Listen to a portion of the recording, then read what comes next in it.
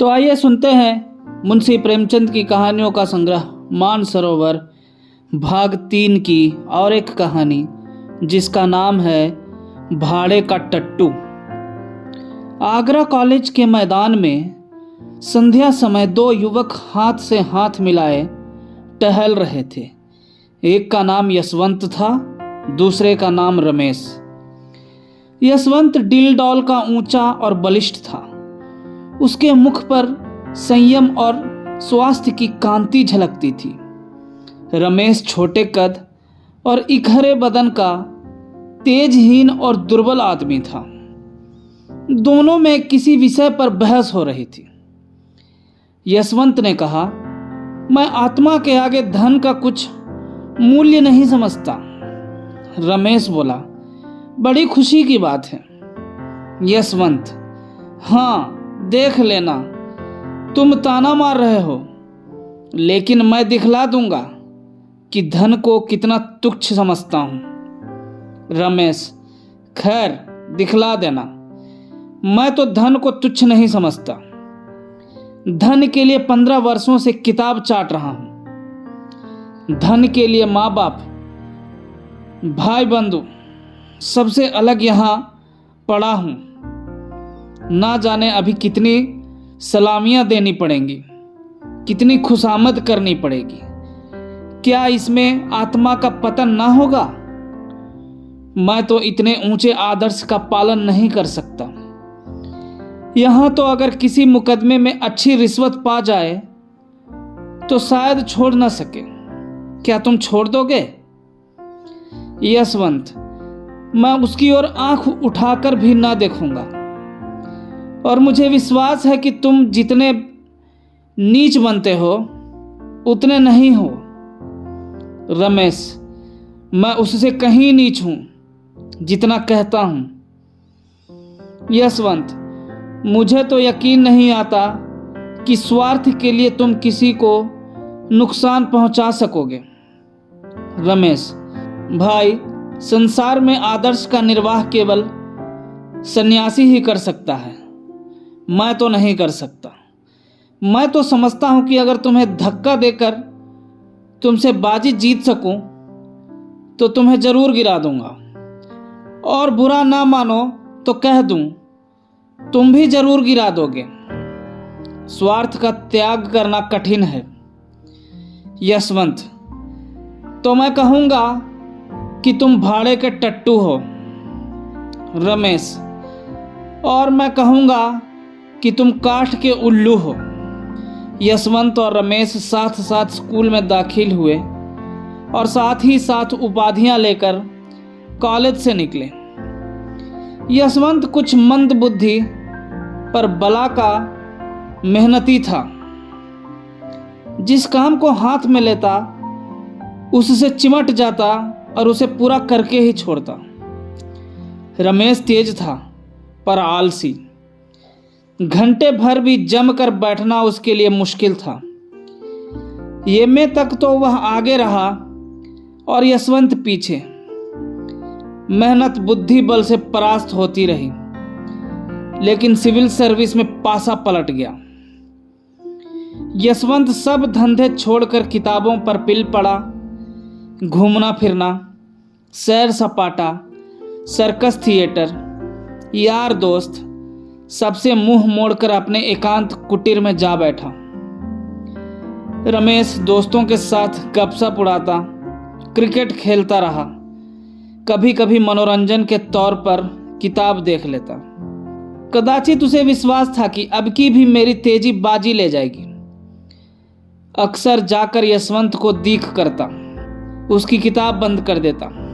कहता, क्यों प्राण दे रहे हो? सिविल सर्विस कोई मुक्ति तो नहीं है जिसके लिए दुनिया से नाता तोड़ लिया जाए। यहां तक कि यशवंत उसे आते देखता तो किवाड़े बंद कर लेता। आखिर परीक्षा का दिन आ पहुंचा। यशवंत ने सब कुछ याद किया था, पर किसी प्रश्न का उत्तर सोचने लगता तो उसे मालूम होता, मैंने जितना पढ़ा था सब भूल गया। वह बहुत घबराया हुआ था। रमेश पहले से कुछ सोचने का आदी न था। सोचता जब पर्चा सामने आएगा उस वक्त देखा जाएगा। वह आत्मविश्वास से फूला फूला फिरता था। परीक्षा का फल निकला तो सुस्त कछुआ तेज खरगोश से बाजी मार ले गया था। अब रमेश की आंखें खुली, पर वह हताश न हुआ।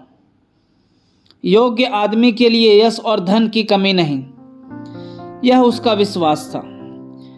उसने कानून की परीक्षा की तैयारी शुरू की और यद्यपि उसने बहुत ज़्यादा मेहनत न की, लेकिन अव्वल दर्जे में पास हुआ।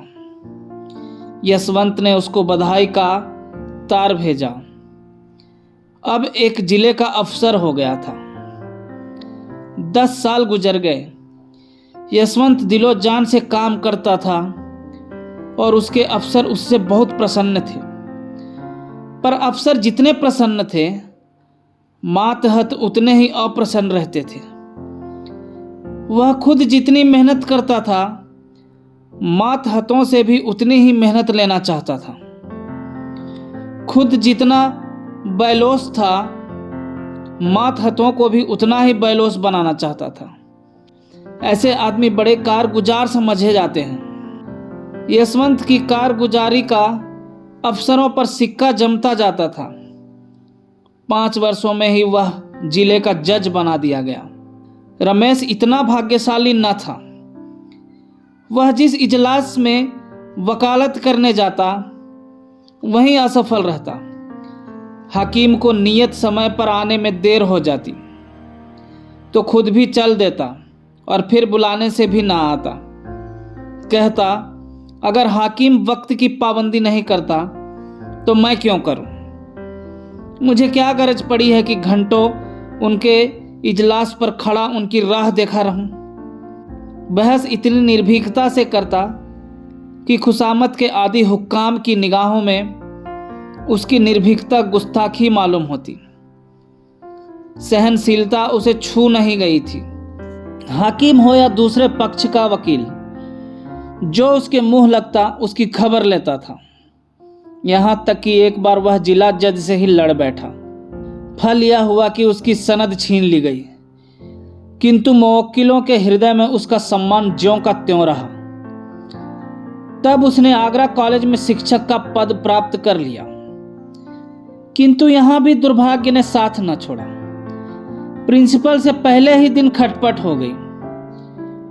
प्रिंसिपल का सिद्धांत यह था कि विद्यार्थियों को राजनीति से अलग रहना चाहिए। वह अपने कॉलेज के किसी छात्र को किसी राजनीतिक जलसे में शरीक न होने देते।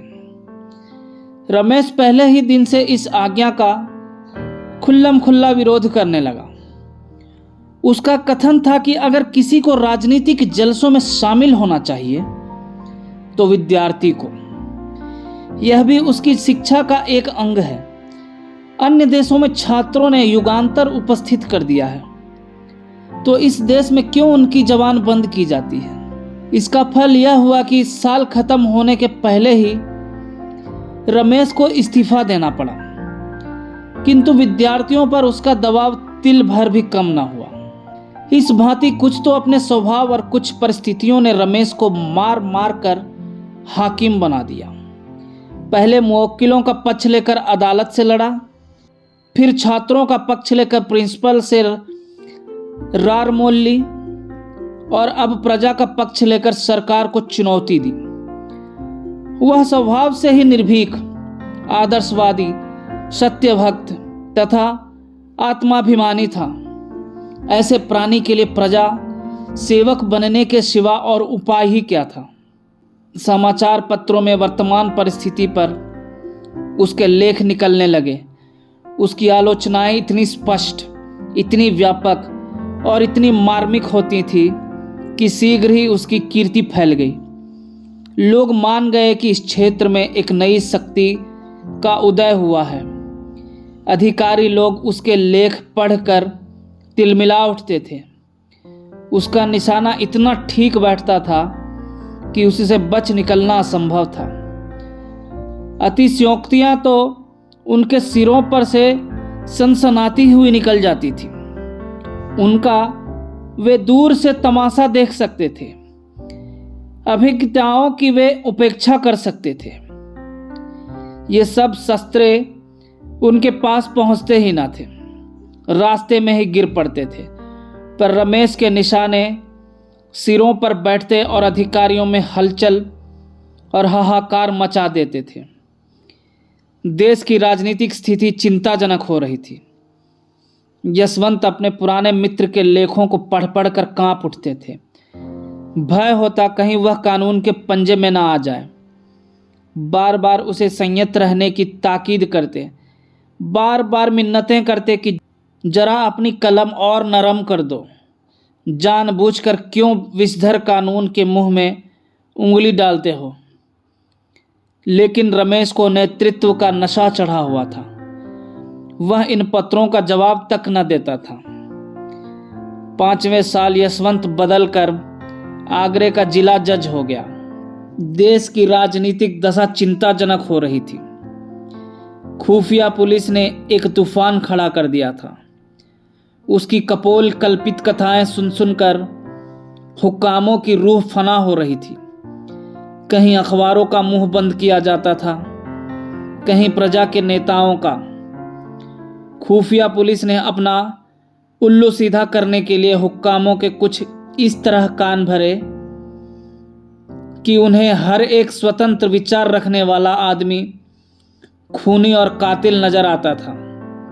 रमेश यह अंधेर देखकर चुप बैठने वाला मनुष्य न था। ज्यों-ज्यों अधिकारियों की निरंकुशता बढ़ती थी, त्यों-त्यों उसका भी जोश बढ़ता था। रोज कहीं न कहीं व्याख्यान देता और उसके प्रायः सभी व्याख्यान विद्रोहात्मक भावों से भरे होते थे। स्पष्ट और खरी बातें कहना ही विद्रोह है। अगर किसी का राजनीतिक भाषण विद्रोहात्मक नहीं माना गया तो समझ लो उसने अपने आंतरिक भावों को गुप्त रखा है। उसके दिल में जो कुछ है उसे जबान पर लाने का साहस उसमें नहीं है। रमेश ने मनोभावों को गुप्त रखना सीखा ही ना था। प्रजा का नेता बनकर जेल और फांसी से डरना क्या, जो आफत आनी हो आवे। वह सब कुछ सहने को तैयार बैठा था। अधिकारियों की आंखों में भी वही सबसे ज्यादा गड़ा हुआ था। एक दिन यशवंत ने रमेश को अपने यहां बुला भेजा। रमेश के जी में तो आया कि कह दें, तुम्हें आते क्या शर्म आती है? आखिर हो तो गुलाम ही। लेकिन फिर कुछ सोचकर कहला भेजा, कल शाम को आऊंगा। दूसरे दिन वह ठीक 6 बजे यशवंत के बंगले पर जा पहुंचा। उसने किसी से इसका जिक्र ना किया। कुछ तो यह ख्याल था कि लोग कहेंगे मैं अफसरों की खुशामद करता हूं, और कुछ यह कि शायद इससे यशवंत को कोई हानि पहुंचे। वह यशवंत के बंगले पर पहुंचा तो चिराग जल चुके थे। यशवंत ने आकर उसे गले से लगा लिया। आधी रात तक दोनों मित्रों में खूब बातें होती रही। यशवंत ने इतने में नौकरी की जो अनुभव प्राप्त किए थे सब बयान किए। रमेश को यह जानकर आश्चर्य हुआ कि यशवंत के राजनीतिक विचार कितने विषयों में मेरे विचारों से भी ज्यादा स्वतंत्र है। उसका यह ख्याल बिल्कुल गलत निकला कि वह बिल्कुल बदल गया होगा, वफादारी के राग अलापता होगा। रमेश ने कहा, भले आदमी, जब इतने जले हुए हो तो छोड़ क्यों नहीं देते नौकरी? और कुछ न सही अपनी आत्मा की रक्षा तो कर सकोगे। यशवंत, मेरी चिंता पीछे करना, इस समय अपनी चिंता करो। मैंने तुम्हें सावधान करने को बुलाया है। इस वक्त सरकार की नजर में तुम बेतरह खटक रहे हो। मुझे भय है कि तुम कहीं पकड़े ना जाओ। रमेश, इसके लिए तो तैयार बैठा हूं। यशवंत, आखिर आग में कूदने से लाभ ही क्या? रमेश, हानि लाभ देखना मेरा काम नहीं। मेरा काम तो अपने कर्तव्य का पालन करना है। यशवंत, हठी तो तुम सदा के हो, मगर मौका नाजुक है। संभले रहने ही अच्छा है। अगर मैं देखता कि जनता में वास्तविक जागृत है तो तुमसे पहले मैदान में आता, पर जब देखता हूं कि अपने ही मरे स्वर्ग देखना है तो आगे कदम रखने की हिम्मत नहीं पड़ती। दोनों दोस्तों ने देर तक बातें की। कॉलेज के दिन याद आए। सहपाठियों के लिए कॉलेज की पुरानी स्मृतियां मनोरंजन और हास्य का अविरल स्तोत्र हुआ करती है। अध्यापकों पर आलोचनाएं हुई, कौन कौन साथी क्या कर रहा है इसकी चर्चा हुई। बिल्कुल यह मालूम होता था कि दोनों अब भी कॉलेज के छात्र हैं। गंभीरता नाम को भी न थी। रात ज्यादा हो गई। भोजन करते करते 1 बज गया। यशवंत ने कहा, अब कहाँ जाओगे, यहीं सो रहो और बातें हो, तुम तो कभी आते भी नहीं। रमेश तो रमते जोगी थे ही। खाना खाकर बात करते करते सो गए। नींद खुली तो 9 बज गए थे। यशवंत सामने खड़े मुस्कुरा रहे थे। इसी रात को आगरे में भयंकर डांका पड़ गया। रमेश 10 बजे घर पहुंचे तो देखा पुलिस ने उनका मकान घेर रखा है। इन्हें देखते ही एक अफसर ने वारंट दिखाया। तुरंत घर की तलाशी होने लगी। मालूम नहीं क्यों कर रमेश के मेज की दराज में एक पिस्तौल निकल आया। फिर क्या था, हाथों में हथकड़ी पड़ गई। अब किसे उनके डाके में शरीक होने से इनकार हो सकता था। और भी कितने ही आदमियों पर आफत आई। सभी प्रमुख नेता चुन लिए गए। मुकदमा चलने लगा। औरों की बात को ईश्वर जाने, पर रमेश निरपराध था। इसका उसके पास ऐसा प्रबल प्रमाण था जिसकी सत्यता से किसी को इनकार न हो सकता था। पर क्या वह इस प्रमाण का उपयोग कर सकता था? रमेश ने सोचा, यशवंत स्वयं मेरे वकील द्वारा सफाई के गवाहों में अपना नाम लिखाने का प्रस्ताव करेगा। मुझे निर्दोष जानते हुए वह कभी मुझे जेल ना जाने देगा। वह इतना हृदय शून्य नहीं है। लेकिन दिन गुजरते जाते थे और यशवंत की ओर से इस प्रकार का कोई प्रस्ताव न होता था। और रमेश खुद संकोच बस उसका नाम लिखाते हुए डरते थे। ना जाने इसमें उसे क्या बाधा हो। अपनी रक्षा के लिए वह उसे संकट में ना डालना चाहते थे। यशवंत हृदय शून्य न थे, भाव शून्य न थे, लेकिन कर्म शून्य अवश्य थे। उन्हें अपने परम मित्र को निर्दोष मारे जाते देखकर दुख होता था। कभी कभी रो पड़ते थे, पर इतना साहस ना होता था कि सफाई देकर उसे छुड़ा ले। ना जाने अफसरों का क्या ख्याल हो।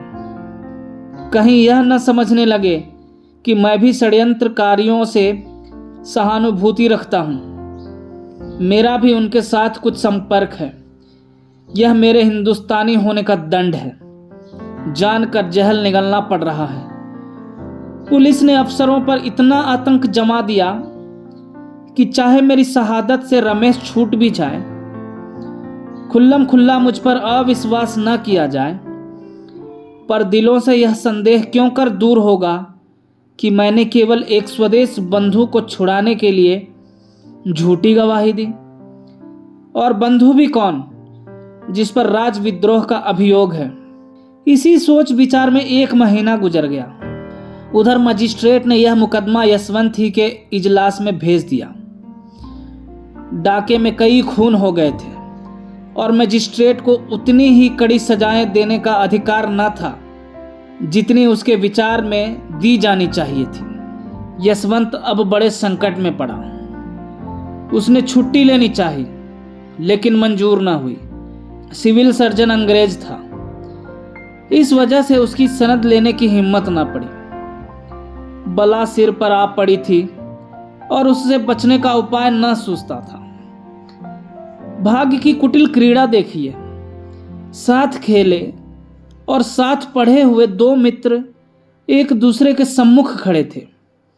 केवल एक कटघरे का अंतर था, पर एक की जान दूसरे की मुट्ठी में थी। दोनों की आंखें कभी चार न होती थी। दोनों सिर नीचा किए रहते थे।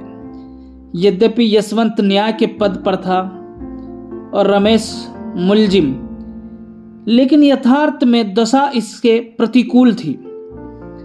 यशवंत की आत्मा लज्जा, ग्लानि और मानसिक पीड़ा से तड़पती थी और रमेश का मुख निर्दोषिता के प्रकाश से चमकता रहता था। दोनों मित्रों में कितना अंतर था।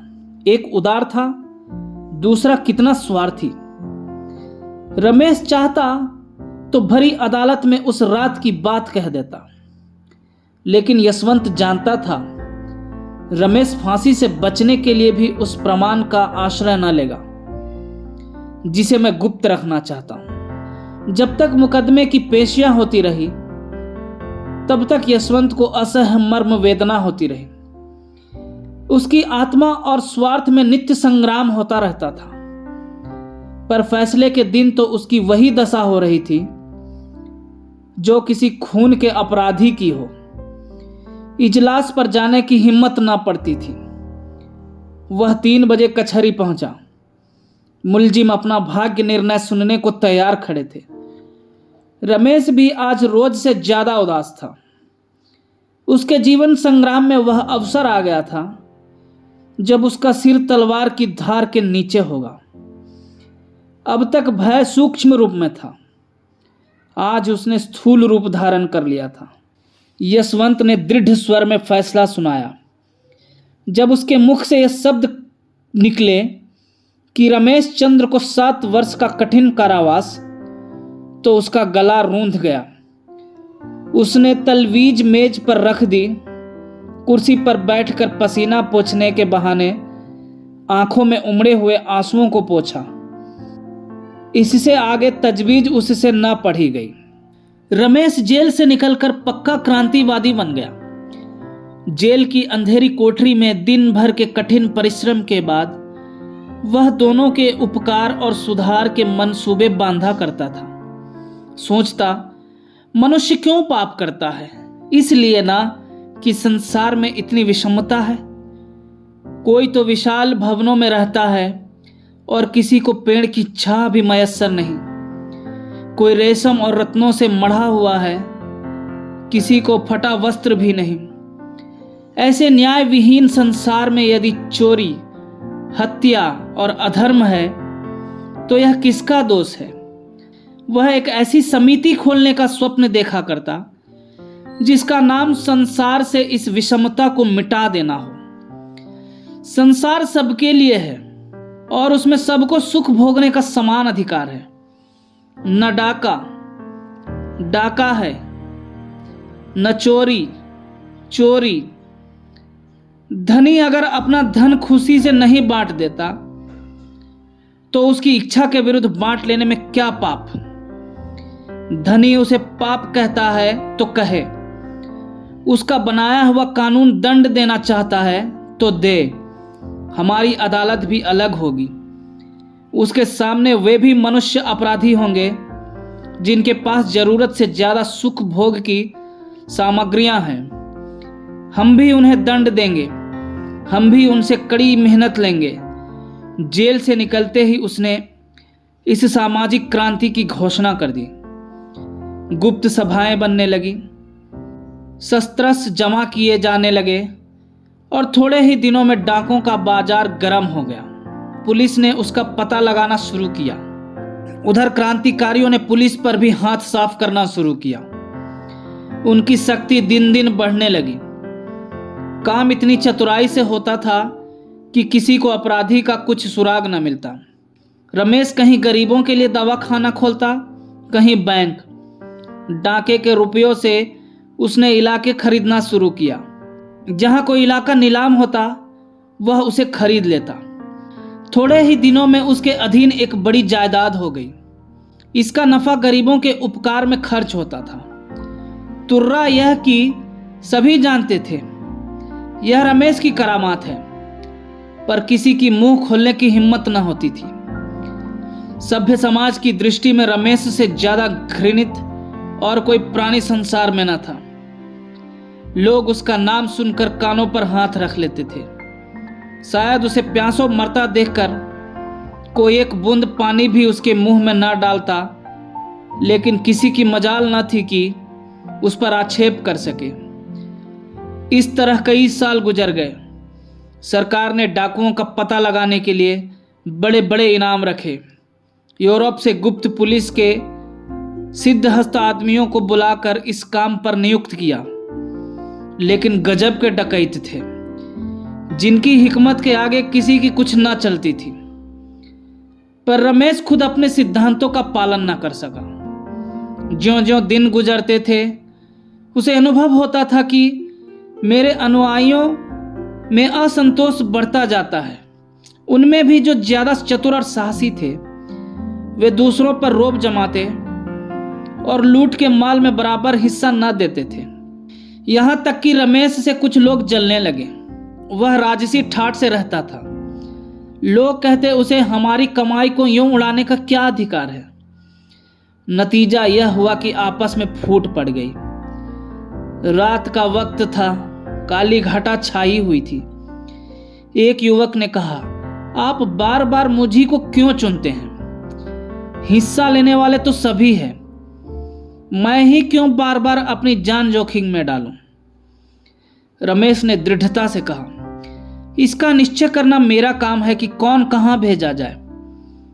तुम्हारा काम केवल मेरी आज्ञा का पालन है। युवक, अगर मुझसे काम ज्यादा लिया जाता है तो हिस्सा क्यों नहीं ज्यादा दिया जाता?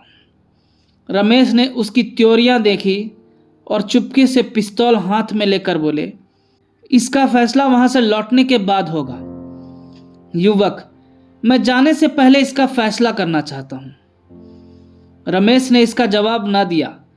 वह पिस्तौल से उसका काम तमाम कर देना ही चाहते थे कि युवक खिड़की से नीचे कूद पड़ा और भागा। कूदने फांदने में उसका जोड़ न था। चलती रेलगाड़ी से फांद पड़ना उसके बाएं हाथ का खेल था। वह वहां से सीधा गुप्त पुलिस के प्रधान के पास पहुंचा। यशवंत ने भी पेंशन लेकर वकालत शुरू की थी। न्याय विभाग के सभी लोगों से उनकी मित्रता थी। उनकी वकालत बहुत जल्द चमक उठी। यशवंत के पास लाखों रुपए थे। उन्हें पेंशन भी बहुत मिलती थी। वह चाहते तो घर बैठे आनंद से अपनी उम्र के बाकी दिन काट देते। देश और जाति की कुछ सेवा करना भी उनके लिए मुश्किल न था। ऐसे ही पुरुषों से निस्वार्थ सेवा की आशा की जा सकती है। पर यशवंत ने अपनी सारी उम्र रुपये कमाने में गुजारी थी और वह अब कोई ऐसा काम न कर सकते थे जिसका फल रुपयों की सूरत में न मिले। यूं तो सारा सभ्य समाज रमेश से घृणा करता था, लेकिन यशवंत सबसे बढ़ा हुआ था। कहता, अगर कभी रमेश पर मुकदमा चलेगा तो मैं बिना फीस लिए सरकार की तरफ से पैरवी करूंगा। खुल्लम खुल्ला रमेश पर छींटे उड़ाया करता। यह आदमी नहीं, शैतान है, राक्षस है। ऐसे आदमी का तो मुंह ना देखना चाहिए।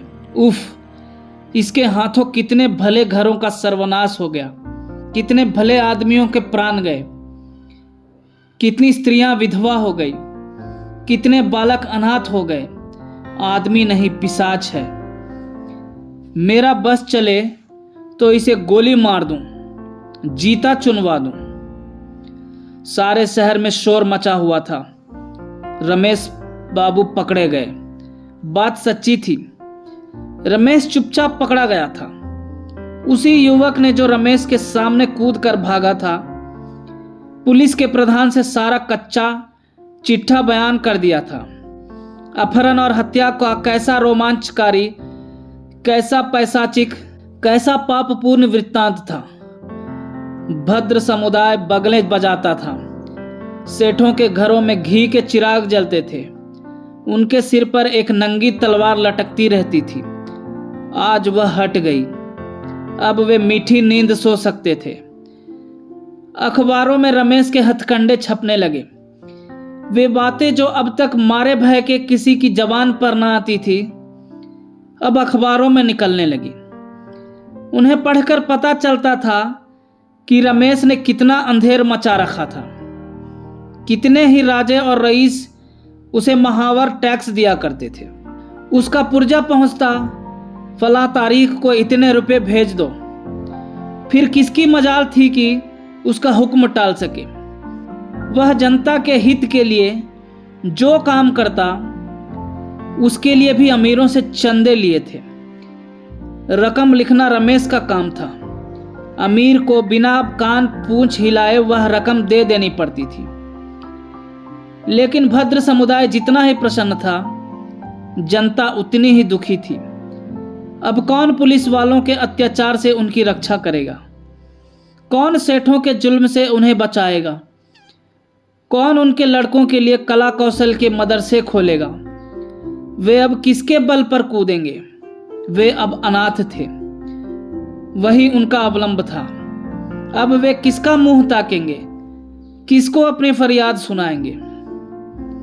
पुलिस शहादतें जमा कर रही थी। सरकारी वकील जोरों से मुकदमा चलाने की तैयारियां कर रहा था, लेकिन रमेश की तरफ से कोई वकील न खड़ा होता था। जिले भर में एक ही आदमी था जो उसे कानून के पंजे से छुड़ा सकता था, वह था यशवंत। लेकिन यशवंत जिसके नाम से कानों पर उंगली रखता था, क्या उसी की वकालत करने को खड़ा होगा? असंभव। रात के 9 बजे थे। यशवंत के कमरे में एक स्त्री ने प्रवेश किया। यशवंत अखबार पढ़ रहा था। बोला, क्या चाहती हो? स्त्री, अपने पति के लिए एक वकील।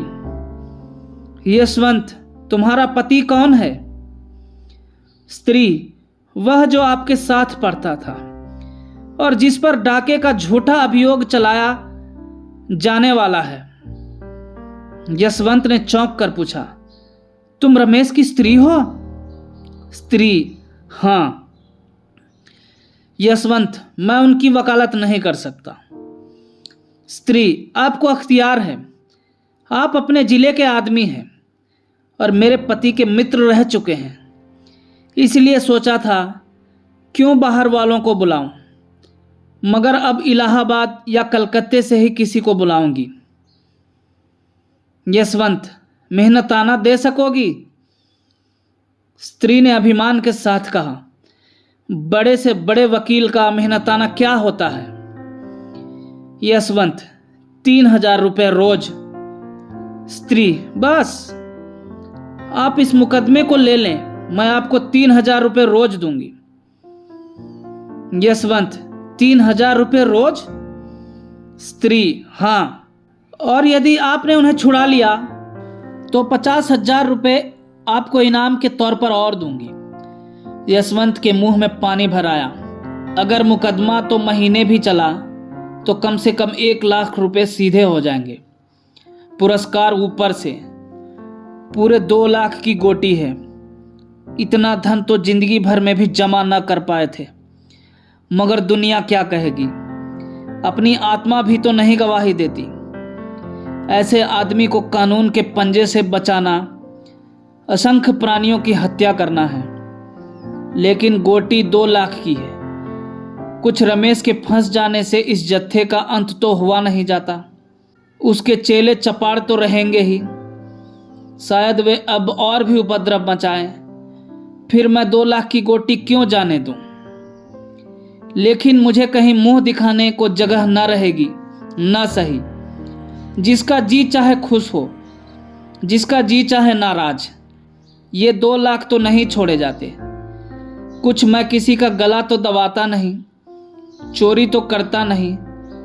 अपराधियों की रक्षा करना तो मेरा काम ही है। सहसा स्त्री ने पूछा, आप जवाब देते हैं? यशवंत, मैं कल जवाब दूंगा, जरा सोच लूं। स्त्री, नहीं, मुझे इतनी फुर्सत नहीं है। अगर आपको कुछ उलझन हो तो साफ साफ कह दीजिएगा, मैं और प्रबंध करूं। यशवंत को और विचार करने का अवसर न मिला। जल्दी का फैसला स्वार्थ ही की ओर झुकता है। यहां हानि की संभावना नहीं करती। यशवंत, आप कुछ रुपये पेशगी के दे सकती हैं? स्त्री, रुपयों की मुझसे बार बार चर्चा न कीजिए। उनकी जान के सामने रुपयों की हस्ती क्या है? आप जितनी रकम चाहे मुझसे ले लें। आप चाहे उन्हें छुड़ा ना सके, लेकिन सरकार के दांत खट्टे जरूर कर दें। यशवंत, खैर मैं ही वकील हो जाऊंगा। कुछ पुरानी दोस्ती का निर्वाह भी तो करना चाहिए। पुलिस ने एड़ी चोटी का जोर लगाया। सैकड़ों शहादतें पेश की। मुखबिर ने तो पूरी गाथा ही सुना दी, लेकिन यशवंत ने कुछ ऐसी दलीलें की, शहादतों को कुछ इस तरह झूठा सिद्ध किया और मुखबिर की कुछ ऐसी खबर ली कि रमेश बेदाग छूट गए। उन पर कोई अपराध न सिद्ध हो सका। यशवंत जैसे संयत और विचारशील वकील का उनके पक्ष में खड़े हो जाना ही इसका प्रमाण था कि सरकार ने गलती की। संध्या का समय था। रमेश के द्वार पर सामियाना तना हुआ था। गरीबों को भोजन कराया जा रहा था। मित्रों की दावत हो रही थी। यह रमेश के छूटने का उत्सव था। यशवंत को चारों ओर से धन्यवाद मिल रहे थे। रमेश को बधाइयां दी जा रही थी। यशवंत बार बार रमेश से बोलना चाहता था, लेकिन रमेश उनकी ओर से मुंह फेर लेते थे। अब तक उन दोनों में एक बात भी ना हुई थी। आखिर यशवंत ने एक बार झुंझलाकर कहा, तुम तो मुझसे इस तरह ऐंठे हुए हो मानो मैंने तुम्हारे साथ कोई बुराई की है। रमेश, और आप क्या समझते हैं कि मेरे साथ भलाई की है?